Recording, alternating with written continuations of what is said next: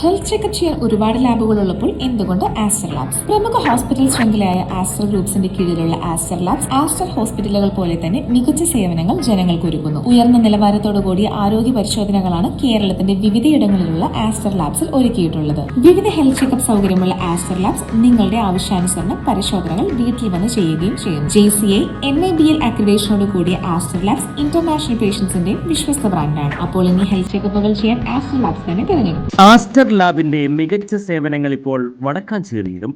ആധുനിക സാങ്കേതിക സൗകര്യങ്ങളോടെ ഓട്ടുപാറയിലെ ജില്ലാ ആശുപത്രിക്ക് സമീപമുള്ള TP റോഡിൽ പരിശോധനകളിൽ ഇളവുകൾ. കൂടുതൽ വിവരങ്ങൾക്ക് വിളിക്കേണ്ട നമ്പർ 86066562. ഇനി കോൺഗ്രസിന് വരാൻ പോകുന്നത് സണ്ണി ഡേയ്സ് ആണെന്ന് മുതിർന്ന കോൺഗ്രസ് നേതാവ് രമേശ് ചെന്നിത്തല.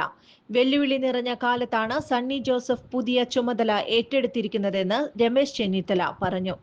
മുൻ KPCC പ്രസിഡന്റ് K സുധാകരൻ പറഞ്ഞതുപോലെ വലിയ നേട്ടങ്ങൾ കഴിഞ്ഞ 4 വർഷക്കാലം പാർട്ടിക്ക് ഉണ്ടായെന്ന് രമേശ് ചെന്നിത്തല പറഞ്ഞു.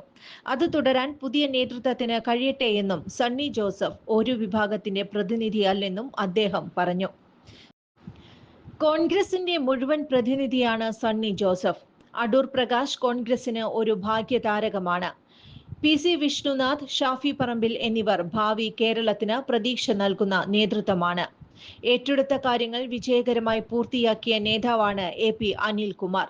കനത്ത വെല്ലുവിളി നേരിട്ട ഘട്ടത്തിൽ ശക്തമായി നയിച്ചയാളാണ് K സുധാകരൻ.